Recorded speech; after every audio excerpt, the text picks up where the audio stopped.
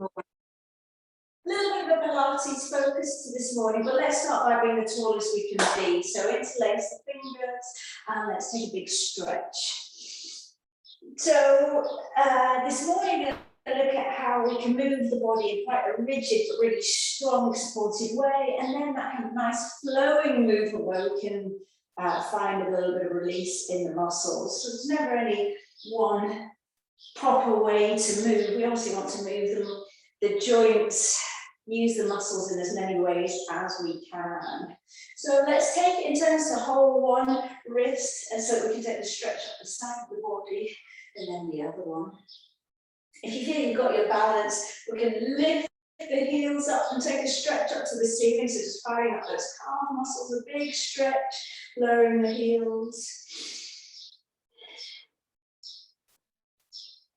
All right, so I'm going to go straight into a quick reminder of what a perfect plumb line position is. So ideally, you want the arms slightly ahead of the body. This is a more natural position than this forced in line with the ears. So the shoulders can relax down.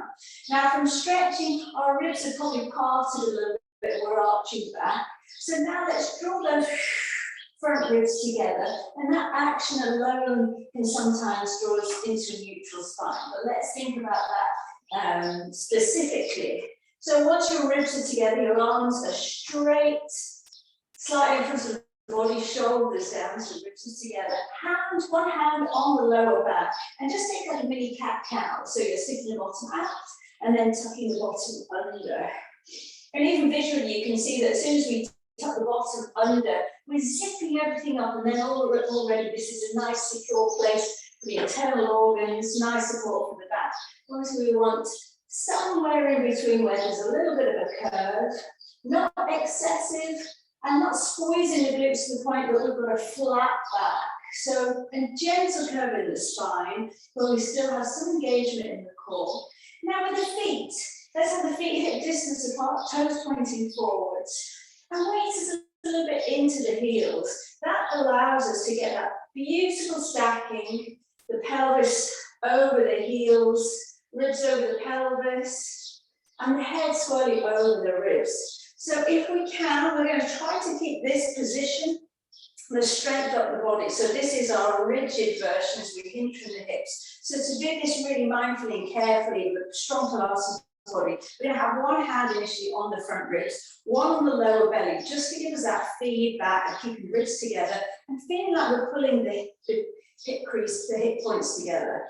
Take a deep breath in, chins back towards the neck, shoulders back and down. Now, keeping the weight a little bit into the heels, so I can still wiggle my toes, hinging from the hips. We want to still maintain a mini concave in the spine. So that may restrict how far we go, and then we press it back up to standing. So let's stick with this hip hinge, where we're being super mindful about keeping the ribs together, a little bit of tone in your lower abs, and maintaining that slight curve in the lower back. And as you go through this, you may find the ribs are struggling to open. Your belly wants to flop into your hands. I can feel mine. I have to remind myself, tummy, navel to spine. But also, as you come into that fold, you may want to have a go at what we're not doing, which is coming into this fold and then rounding the back, which is tempting just because it gives us more movement. Let's see if we can just be really rigid and strong, so kind of almost a mechanical fold with everything pulled in. And as you come into this, if you feel, okay, I've got the ribs, they're staying knitted together, or the navel's back to the spine, if you can free up one hand, use it to link the chin and the chest, so that we bow the head at the same rate as the spine. So usually I'm saying, look at something that's not moving. Now I want you to move your gaze at the same rate that we're lowering the upper body. So this means I've got a lovely long line at the back of the neck. At no point am I creasing up, getting those sort of poppy rolls at the back of the neck. Try to keep the shoulders back and down. And you'll notice that by keeping a small, gentle curve, that neutral spine, that we're pulling up the sit bones and we're getting a deeper stretch in the hamstrings. If you feel you've got this, we can take the arms out parallel, and they can come down, fingertips towards the floor as we bow down, and come up. So I just feel like a mannequin, but always come up to a strong position where we think, okay, yeah, my head is stacked over the pelvis. And reset and found that neutral spine if I've lost it. We've got maybe 3 more of this movement with a really strong held position through the whole body. So if you want to make it a little bit more intense, arms come up, so shoulders stay down, ribs together, navel to spine, gentle curve in the spine. So the pelvis is tipping forwards at the same rate as our upper body. So if you're feeling any sensations in the lower back which don't feel helpful, a little bit of warmth is fine. Just make sure that you're not overarching the spine. So it's that Goldilocks principle of just finding just the right level where we're really finding length in the spine. Pressing into the heels, come up really strong legs. So that's really rigid, strong control. Now let's go through the Pilates roll down. And it can almost be like a body roll. So we're getting nice fluid movements in the body. We can start to feel a bit awkward how you do that. So let's take the arms overhead, melt the elbows down, chest opens. So my hips are coming forward slightly. I'm going to start with taking the chin to the chest, looking down at my belly, rolling down, rolling down, rolling down. Knees are soft. And rolling all the way down, still knees are soft. We'll press into the floor, through the feet, rebuild the spine, head will be last to come up. At the top, lift the arms, deep breath in, a little bit of a back bend, but then elbows melt down, chin to chest, and we roll down through the spine. So here we want to find softening through the spine, and this is obviously then more about mobility rather than strength. Let's avoid overarching here. Still we want to protect the lower back. And if you want to take a little bit of a side to side flow on your way down, that's really nice for those muscles either side of the spine. Last couple, let's say 3 more like this. Deep breath in as we reach overhead and work your ass to sing with me. Those kind of cactus arms, chest open wide, no excessive bending in the back body. But hips can come forward, so squeeze the glutes, almost feel like a bit of a matador here. And then it's starting that flexion from the neck, upper back, mid back, and then through the hips, down, crown of the head to the floor. Again, any little bit of a side to side shin on the way up. It's just really nice where we've extended the spine.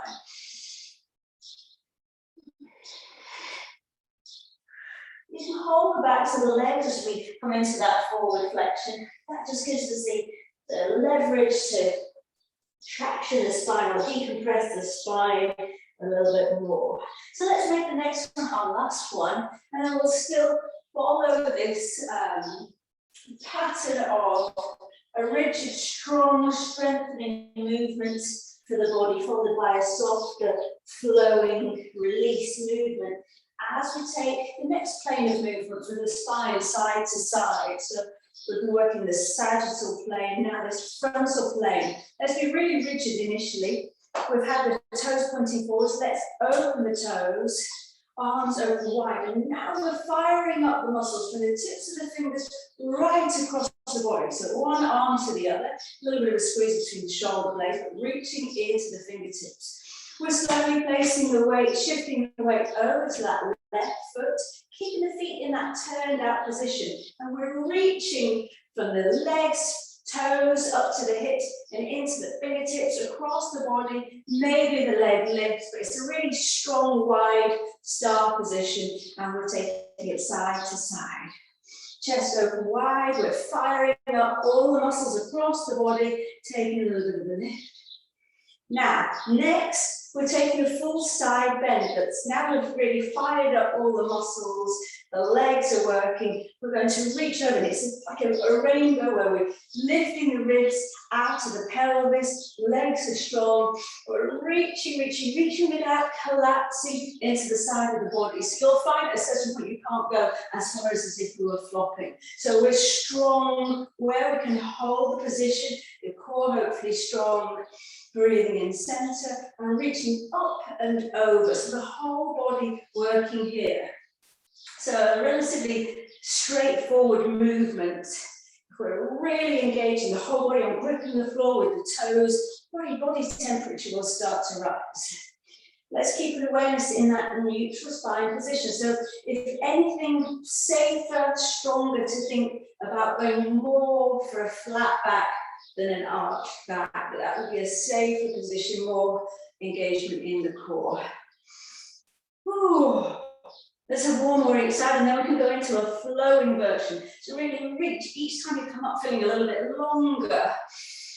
And last time, each side. Big stretch, but controlled, held position. See you working the whole body, and then float the arms down. Have a little shake. This time we'll melt side to side, so it's a very different experience. We'll start with the head, right ear to the right shoulder, drop the shoulders, maybe give them a shrug if they're resisting relaxing. And then wait to feel the sensation sweeping down from the shoulder, down the side of the body, down to the waist. And by shifting the hips across to the left, we might get feel some sensations on the outer hip. Let's try to keep the head back rather than dropping the head forwards. This means that we need to also be careful about keeping a neutral spine. So keeping the bottom tucked and keep engaging the core to come up. So this is a melting. First of all, the ear, dropping the shoulders, just experiencing whatever sensations are there and breathing into them. So there's no question of forcing anything here. This is sort of melting side to side. Don't worry, we're not at the same pace, that's absolutely fine. We'll all have tightness in slightly different areas. So for me, I probably have to spend a little bit more time allowing the shoulders to drop so I can release the neck. I have a little bit more of a supple quality down the body, but this initial phase, whoo, I can feel that right along the outer neck. Amazing. And let's take it last time, or even yourself out left and right. Pause at any point where you feel you need to give the body a little bit of time to catch up. All right, twist for the next. The 3 planes of movement for the spine. We've flexed and extended. We're taking that side to side. Now let's place the right foot in front of the left. Hips are square to the front. Slight tilt in the tailbone. Shoulders back and down without flaring the front ribs, chin tucked into the neck. If it's tricky on your balance, just separate the feet a little bit, or maybe even get a bit of distance sideways between the feet.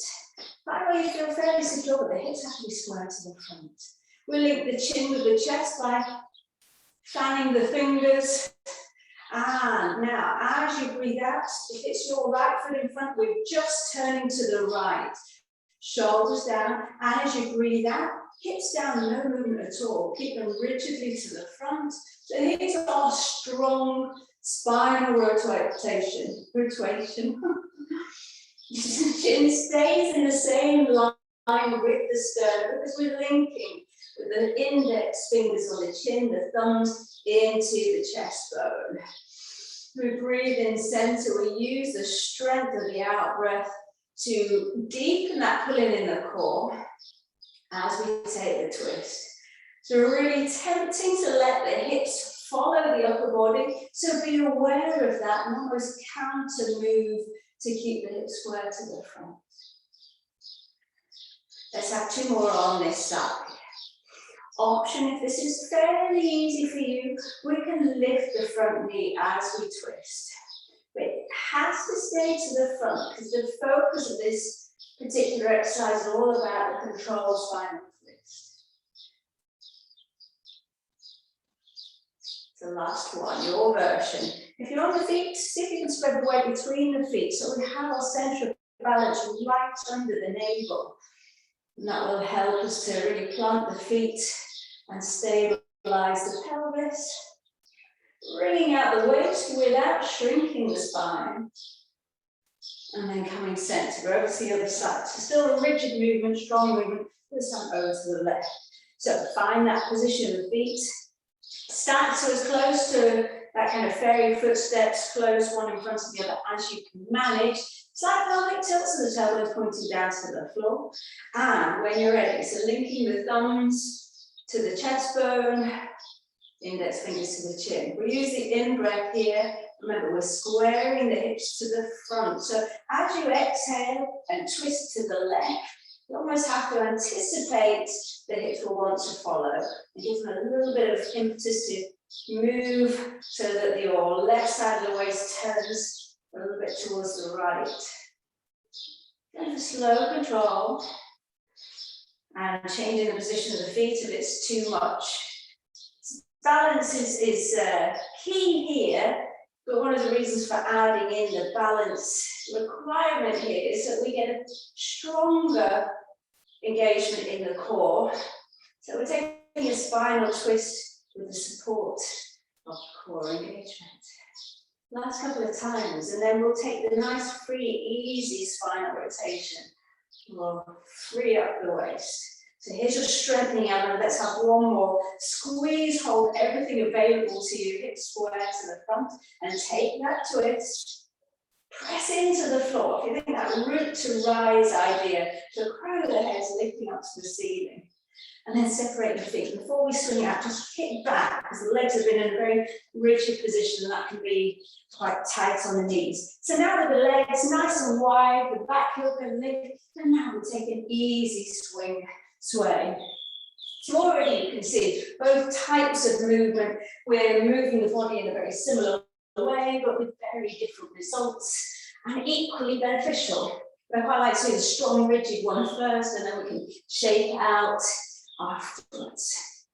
So we're going to tie these together. So first of all, we'll take the balancing stick. So we can think about the plumb line, balance, and moving in that sagittal plane. So let's go straight on with that. So the feet are planted under the hips. We're going to take your right foot back, so on the top of the toes. We'll find these steeple top fingers and extend, same thing as before, arms slightly in front of the body, so the shoulders can be back and down. We'll close the lips, navel to spine, long through the tailbone. Now, we'll all be in slightly different places today, especially with one particular side, but engaging. So this is where we're strong from those pointed index fingers overhead to the toes at the back. We want to dial the hip of the lifted leg down so the hips stay square. So all those checkpoints of the previous exercises, all in place. And then we come back up with the toe tapping the floor. So let's aim for 6 of these on this side. We'll stick with the same leg. With an option, if this feels fairly straightforward to you and you can come into that capital T position, we'll have the option of going for a warrior 3. So if you're more a yogi, you might want to soften a standing leg. And from this position, almost like you're pushing, so we're growing into our warrior 3 kind of organically from your belly, pressing as if against the wall in front of the wall behind, and then coming back up to standing. So even in this position, same as the balancing stick, it's that engagement through the whole body and pressing through the fingers and keeping the lifted leg, hip dialed down. Whichever you're doing for more the Pilates approach or the Yoga Warrior 3, we're still working body the same way. We've probably got one more and then we switch to the other side. So we're keeping the crests of the hips as if being pulled together so that there's that lift in the abdominal wall. And then let's try it on the other side. You might want to shake out the leg we've been standing on. So the other leg, let's plant your roots of your standing leg. Dial the hip down, just on the tips of the toes. It's like tucking the tailbone. You can have the hands in this position, linking the chin and the chest, and just feeling that seesaw position, testing the waters as you come into a balance. Maybe you take those steeple top fingers, arms slightly in front of the body. And the body, anatomically, we want, most of our activities are in front of our head. So this is, we will have naturally a slightly forward rotation of the shoulders. Unfortunately, on lifestyles and floppy, comfy sofas mean that we are nowadays overly going into that forward rotation. A slight forward position is actually correct. Any other finer details? That just depends on one body to the next. So remember, if you are wanting to go for more of a warrior 3, engage, and then as if from your belly, you're pressing into the floor, reaching into the fingertips. We might take moves towards a warrior 3. Maybe we're here. So we're all just on a continuum. We're just maybe pushing our comfort zone, the barriers, a little bit further, experimenting, but always coming to a really strong starting position. So head's back in line. So my reset, back of the head, in line with the back of the pelvis. Anyone in a warrior 3, you have to really consciously work on dialing the hip down, the toes pointing down to the floor, because naturally the hip opening is an easier position, and we'll be coming on to that for our next exercise. Let's have one more like this. Stretch and press, engage. And then let's shake out the leg we've been working on. Brilliant. Let's take a small movement where we've started the brain thinking about the turn out in the legs, coming onto the tiptoes, and let's now see if we can keep that long line and we'll go side to side. So at least we're not overloading on one particular ankle. So here's your almost a little breather. However, if you feel you want to go a little bit deeper, we can go all the way into a half move. And at this point, the toes point forward. So we have a 90-degree angle between the feet if you're taking a half move. So that will be the right toes pointed to the right wall. And the left toes pointing to the wall in front. So it's that opening of the hip. Oh, this brings a bit of heat to the body. So remember, we're just working on that, the stabilizers in the body, a strong line across the body. Anything deeper can be an experiment, and just a cherry on top if you feel you need something a little bit more. Oh, lovely. Have a shake out of the legs. We're coming down onto the floor. So when you're ready, you can take a Pilates roll down to the floor. And we'll start by hugging the knees into the chest, because we are moving on to specifically core strengthening exercises. So, okay, very good step. All right, we're good to go. So you start by hugging the knees into the chest. We're going to think about the pelvis as being like having a clock on our belly. So if you place your feet on the floor, if we think about the ribs as being number 6, the pubic bone as being number 12, let's just rock forwards to number 12 and then up to number 6. So we're tilting the pelvis anteriorly forward, and then as if rolling it back to the 12. 6. So forwards and backwards, and then come somewhere in between. Now think about 3 and 9 without really lifting the hips. It's a very small shift of weight, almost think more about pressing into number 3, which will be your right hip. So your glutes will strengthen really far up there, and then firing up your left glutes to tip over to number 9. So with those points of the clock in mind. Let's try to circle the pelvis. So we're working with the arches of the spine. So if I lift this, if you can see. So as I tip forwards up to 12, then rounding to number 3, pressing the right hip bone into the floor, and imprinting for number 6, around to number 9, and then back to 12. So let's have another 2 rounds this side of the clock, clockwise. Now, if you know that you experience lower back pain chronically or just now and then, you want to really focus on that draw in at number 6, this pelvic tilt, and feel your core muscles engage here. So maybe lightly skim over the rest of the clock face and focus there. Let's take it anti-clockwise. So around to 9, 6 to 3. Now let's have my hands on the belly here, just so I can feel where the core is engaging, where I can maybe pull in a little bit more strongly. Okay, we're ready for the next. Take your feet up, shins are parallel to the floor. Now, unless you've got any niggles in your neck, in which case head on the floor, let's hold the head in hands. Now, navel to spine, shoulders down, create a hammock for your head if you're lifting. Now, you're looking at your belly so you can check that the abs can't suddenly pop out. So, straighten out the fabric of your clothes so there's no cheating. So, the shoulders are away from the ears. Engage navel to spine, and we'll dip one set of toes down towards the floor. No movement in the pelvis or in the spine, and we'll return. To make sure there's a space between your upper and lower teeth. No clenching stress here. Thumbs running down, vertically down the neck to add a little bit of support and length for the neck.